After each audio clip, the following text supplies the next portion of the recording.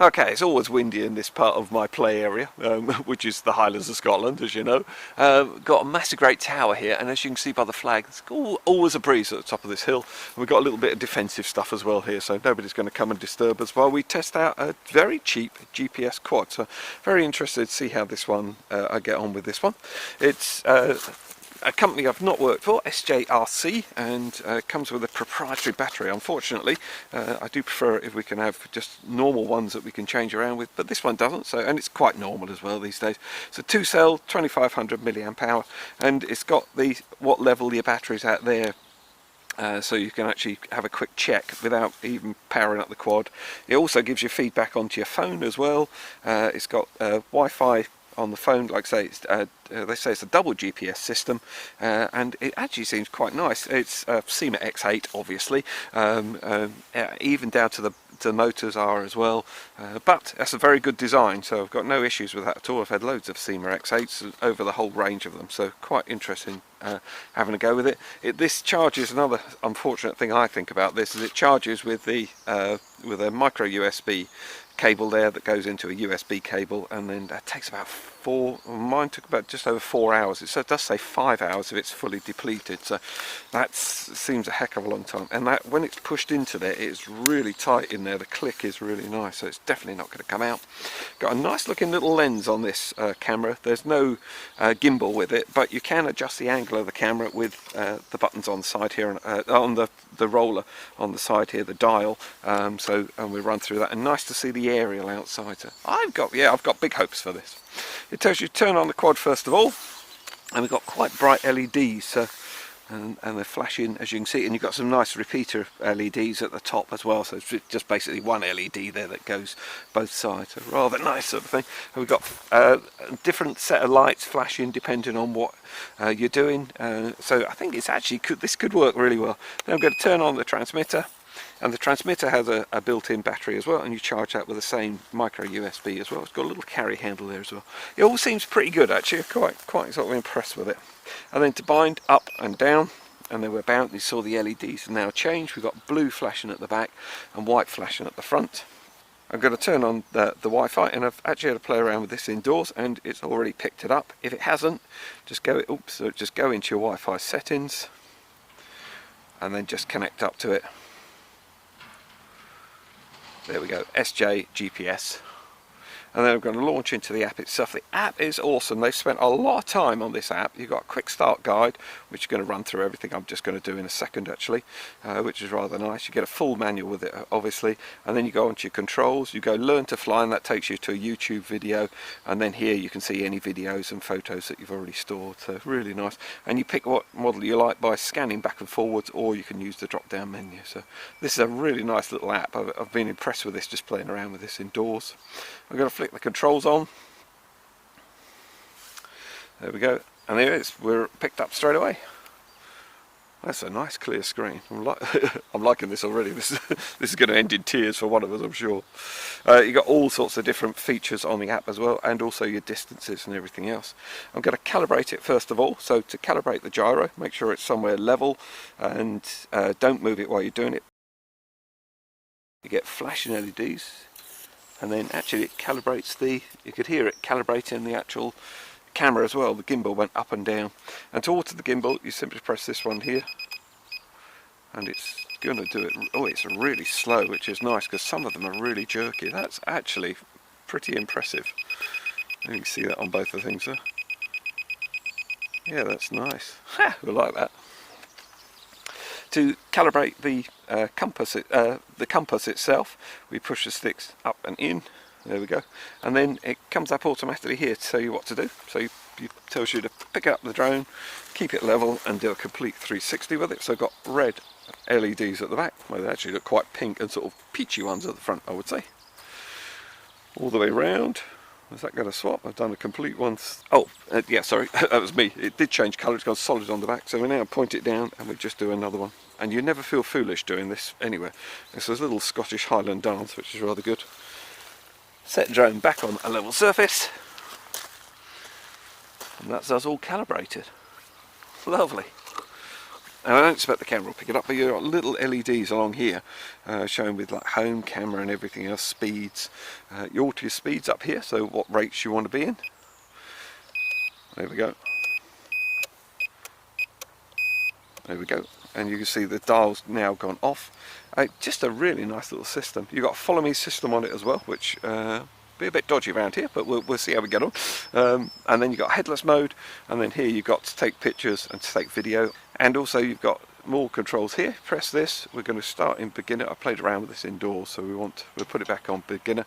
So it's actually got a geo fence on it, so it won't let you go any further than 30 meters, and then you can adjust this as you get more proficient with your flight characteristics.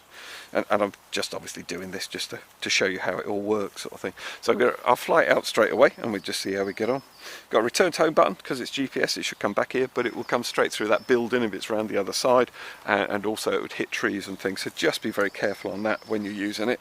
I'll probably use it somewhere else. And then you've got auto takeoff, auto land. This is, yeah, I'm looking forward to this. This is going to be good. Okay, so we're up and away. We've already lost one of the LEDs on the back here, so I can quite understand that. I'll just start the video going. And these little icons go off here, and I'm getting a beep off this all the time now. And as you can see, we've got flashing LEDs there. Let's see what happens if I try and move it. Yeah, it really don't want to move. Oh no, it's come back to exactly the same position. So the GPS works really well.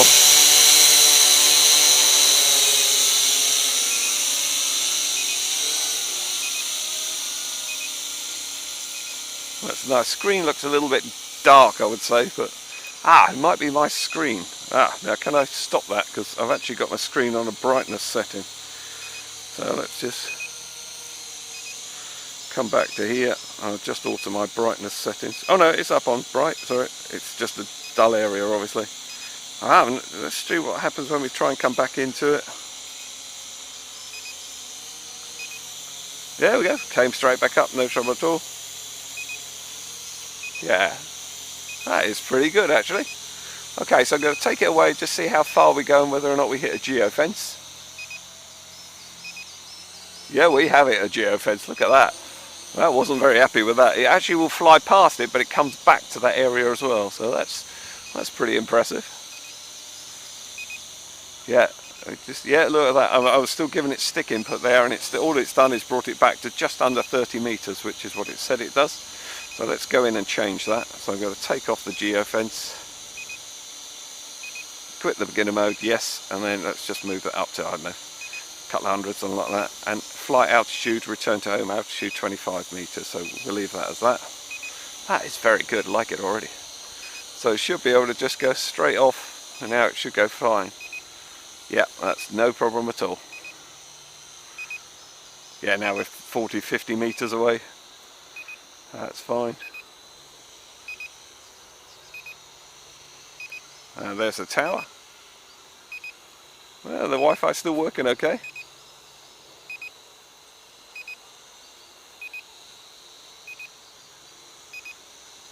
So that's in slow rates. That's rather nice actually for video, and that's lovely. And the controls are really nice. Nice and simple. Nice and easy to use, sorry. Yeah, and not too fast or anything. Oh, hey, that is rather good. Like I say, it's always a wind here, as you can see with this lovely Scottish salt air flag there. Just telling us we are definitely in the Highlands of Scotland. So let's try and point that camera down. I'm pulling my finger right the way down here. Yeah, that's good. Really nice.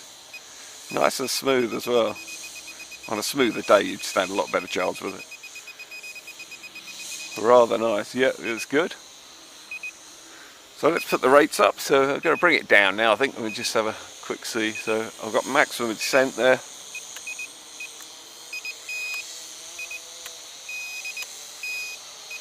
It doesn't alter the descent, which is quite normal on altitude hold ones. Oh yeah, but that does alter the speed. So that's in high rates. There we go, and that's in low rates. Oh, you can see a definite difference there. I'll bring it in nice and close for you so you can have a look. So this is low rates. I'm dialing it up. There we go, high rates. So huge amount of difference there. I like this. This is cool. See what I'm going to do? Just do a selfie and a tower shot all in one. There we go. So let's just stop that and then just take a single image. And we get the click off your phone obviously, and we got a little flash here as well, so let me just show you that. There we go. I'm going to restart the video. I like this. This is cool. We're going to point down to, that should be somewhere near my car, I think. And it points fully down as well, which is rather nice. A lot of them don't. They just point a little angle down. Oh no, not far enough over for the car, I don't think. Just trying to pick out where it is.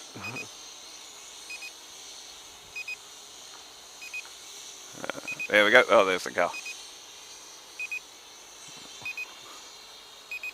There we go.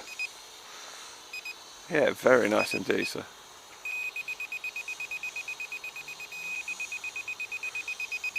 It's making more fuss with the beeper than it is actually the speed of the camera. Well, there we go. That is lovely. I mean, it's moving around all over the place, but as you saw with the flag, there is quite a bit of breeze here, sort of thing. I'm going to turn the speed right down, and I'm just going to bring it in nice and slow, hopefully.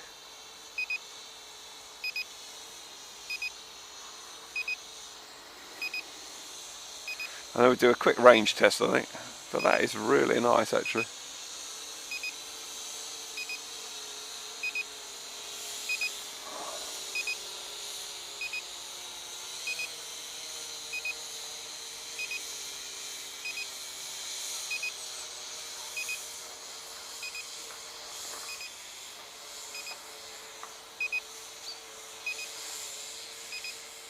Ah, we've reached a height of 30 meters and it stopped. So I didn't know how high this tower was, now I do. So.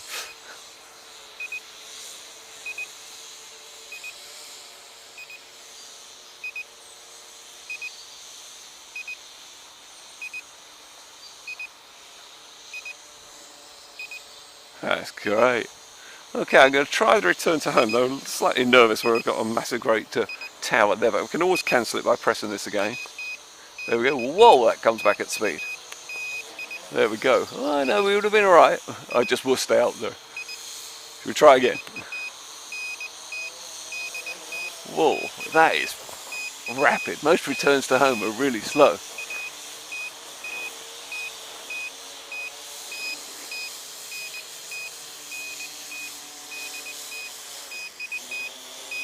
You can hear it just now, it's descending quite fast again. I always find these bits a bit boring with the return to home where it's a long way away. We'll see how we go. I'm not sure exactly. I took off here, didn't I? So I never worry about this. A lot of people sort of really want it to return spot on, and you just press the button to cancel it. A lot of people want it to. I think I took off here. You know what? It's 2 meters away, I suppose, something like that. It's a noisy bird as well. I hadn't really noticed when we first took off, but gee whiz, that thing is noisy. So, we got headless mode on it as well. So we took off facing that way, so I'm assuming this will work. So press in headless mode, yeah, and so even though the quad's facing in this direction, head forward is that way. So right will be right and left, and it doesn't matter what orientation the quad is in. So now the quad is facing fully that way. So if I push forward, it will go over there. I won't do this close to me because it is so noisy. I don't think you'll hear me over the mic. There we go. Oh, well, you will do a little bit. There we go. And if you wanted to, you can spin it as you're doing things as well. I'm never too sure what headless mode is for, actually. The only thing somebody did tell me was quite useful is if you've got something and you wanted a shot,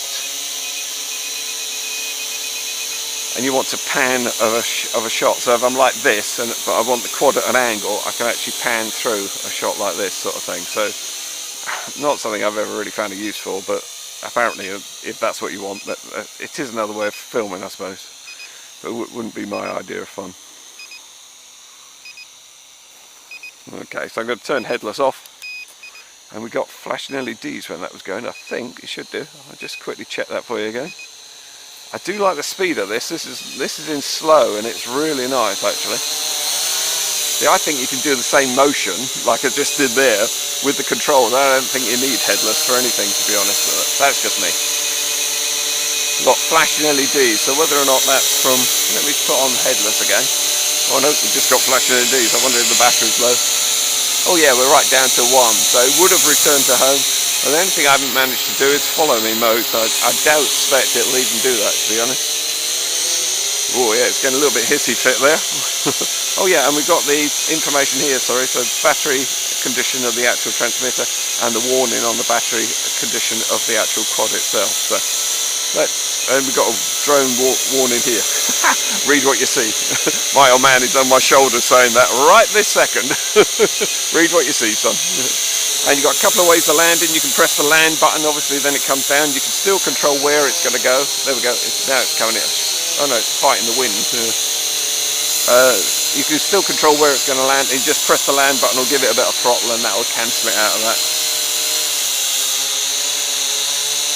And obviously you can just pull the throttle off to land it if you want. And you can hand catch and hand launch. These are brilliant for it. Just put your hand in there and away you go. I'm still waiting for this to actually drop. There we go, it's gone back to its launch point. I haven't not been touching anything here, sorry. Well, that's pretty accurate, I would say. So obviously it will just come in and land. So if you were flying away, it should come in and land. Is that going to go over or not? No. Wow, that came down really gentle. That thing is seriously good, but seriously noisy. There we go. So that's pretty cool. I like it. I haven't calibrated the compass or anything else. God, it is a noisy bird. Or anything, and I flew last time probably about 150 meters over that way, so I'm just going to see where it goes as well for home. I've also had a play around just to show you.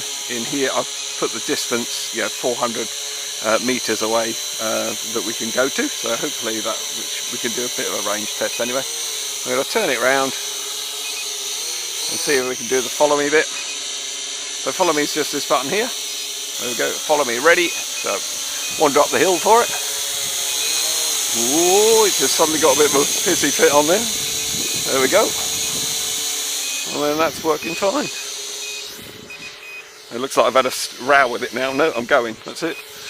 Don't try and make it up to me. If you don't know what you've done, then you shouldn't need to ask. There we go. I just turned that off. So that's a follow me done. Let's go and see about a range test. Yeah, that breeze behind me is quite strong. I'll tell you what I'll do, I'll take it up into breeze then. And then it can always come back this way, have an easier flight.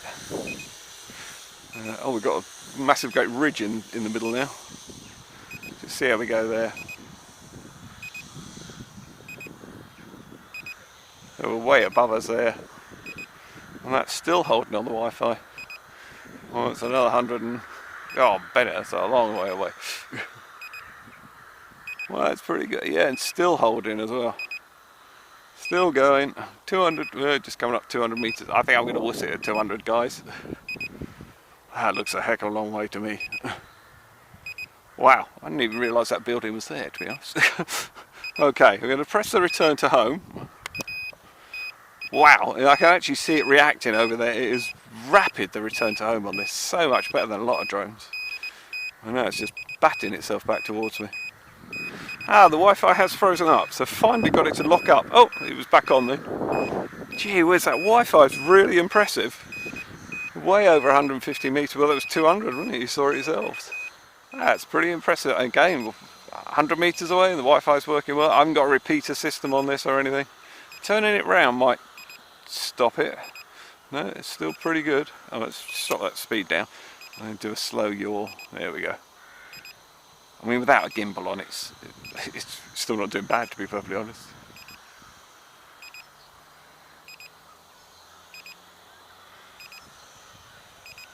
Hey, that's pretty good. And I should reckon I'm not far off the top of the tower there, so I'm just going to turn the camera angle down.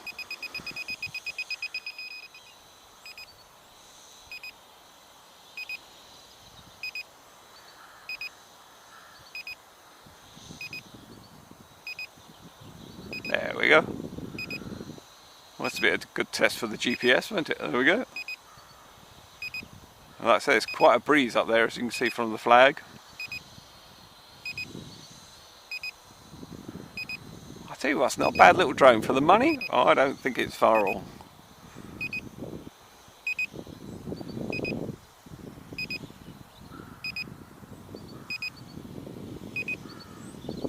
Can I do my rollover technique?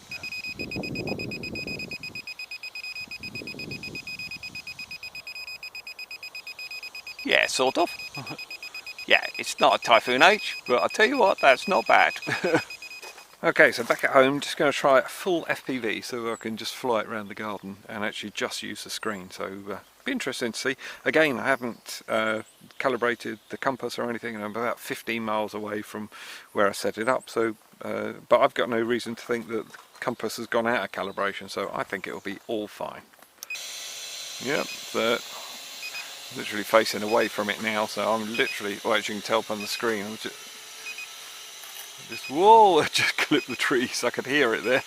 I'm still refusing to look round, so that's holding alright actually. Under there it's nasty for a FPV signal, that's for sure.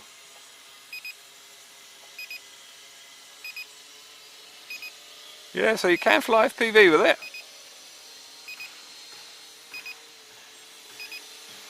And again, I'm completely facing the other way, so quad's coming up behind me now. It does work. You can fly this FPV, no problem whatsoever. Nice.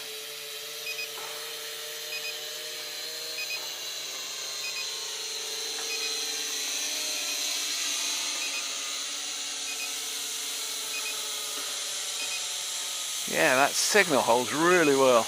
Oh, I went on to sorry, flying line of sight now. Wuss. No, you can definitely fly FPV. There we go, so I'll just do this on FPV again.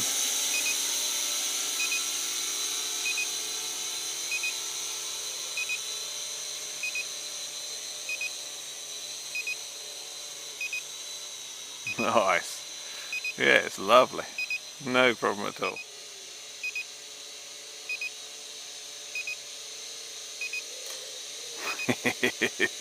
I was just trying to clip that. Nasty thing to do with the FPV quad. Just shows how clear the screen is though, doesn't it?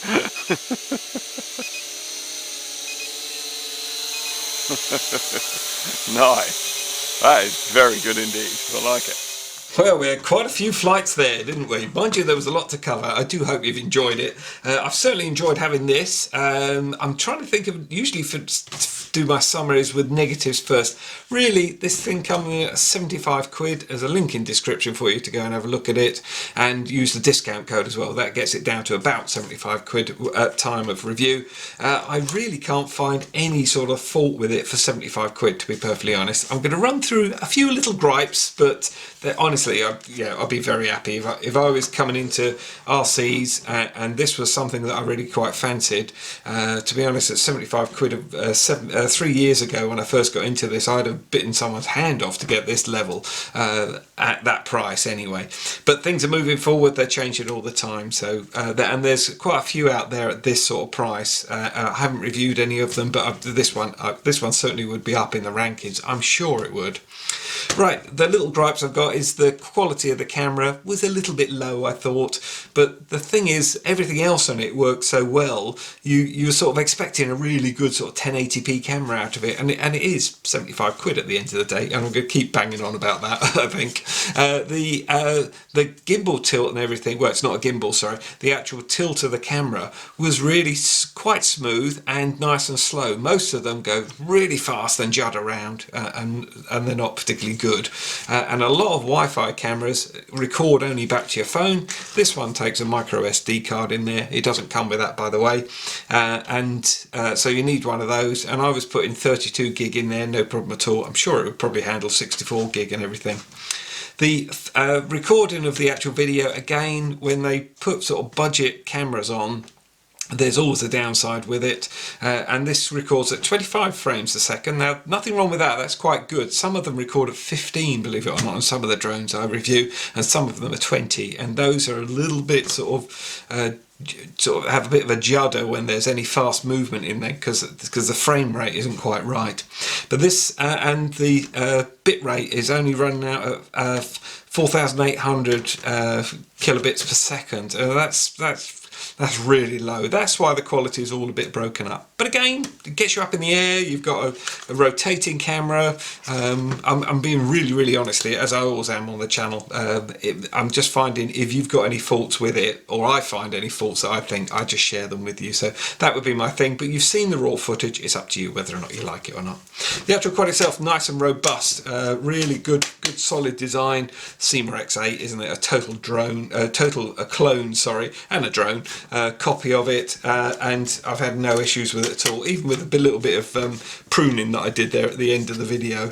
I was trying to line up on that twig, and that's how good the FPV is. You can actually see twigs and sticks, and I was about 80 meters away, so that was pretty impressive, I thought. Now, range. There might be some people saying, well, you didn't take it out on a full range test. I went up to 200 meters and the Wi-Fi was dropping out. If the Wi-Fi's dropped out, I can't see any sense in going 300, 400 meters if you can't use the Wi-Fi, because you can't see what's in front of you and you're a danger then. To me, I don't think that's particularly good. So on all my drones, as soon as the Wi-Fi goes out, I turn and return to home. Return to home on this worked really well. All you had to do was press the button, or when it went to the edge of the geo fence, it actually just stopped. It doesn't come home then, but what it will do, and as you saw in one of the ones when I ran the battery right out, it will just return to its point of takeoff and land, and it landed really well. It didn't drop out of the sky or anything, so it does the calculation of how much power it needs. And again, to me, you'd only be flying within 150 meters. I could always hold the Wi-Fi there, about that area, with clear line of sight for the Wi-Fi signal. If you're in between buildings, trees, stuff like that, obviously that's going to diminish. My other slight little gripe about it is the battery.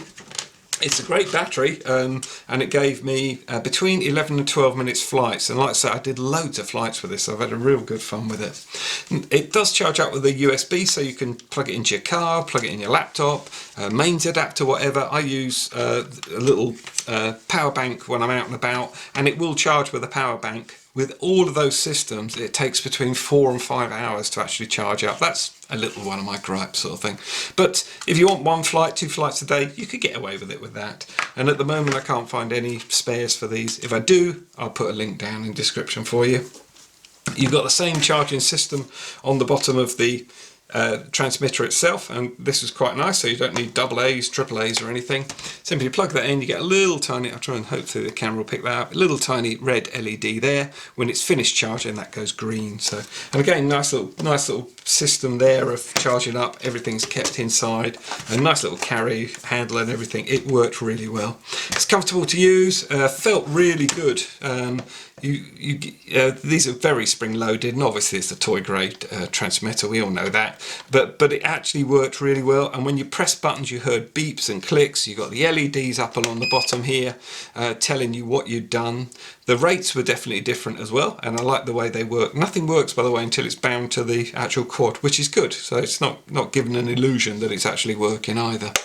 If the transmitter goes dead when you're flying, this will come back and land where it took off. If you go out of, if the battery's running low, it does exactly the same, like I say. So I like the fail-safe systems on it, really good indeed. I'm totally impressed with it for what it is. You get a complete spare set of props with it, and they're reasonably flexible. Mine didn't come with any prop guards, though you could fit them, and there's loads of ones out there. All you do is just pop that out and you just clip the prop guards in. You will make it physically sort of out here. It then becomes a very large quad, and really would this be a beginner's quad? I don't know really. With the GPS on it, I suppose perhaps it could be, but yes, you'd have to buy some prop guards. Certainly doesn't come with it. The other thing you get with it is just a couple of spare little caps for the tops of the props, and you get a little screwdriver as well and some spare screws, and that's it. That's all the spares you get. So all in all, I'm totally impressed with it. Great Wi-Fi signal without any boosters or anything. Great range. Never felt that it was ever going out of range. Good flight times and just damn good fun. So, hope you've enjoyed it. I've enjoyed having you along on the flight, and I'll see you on the next one.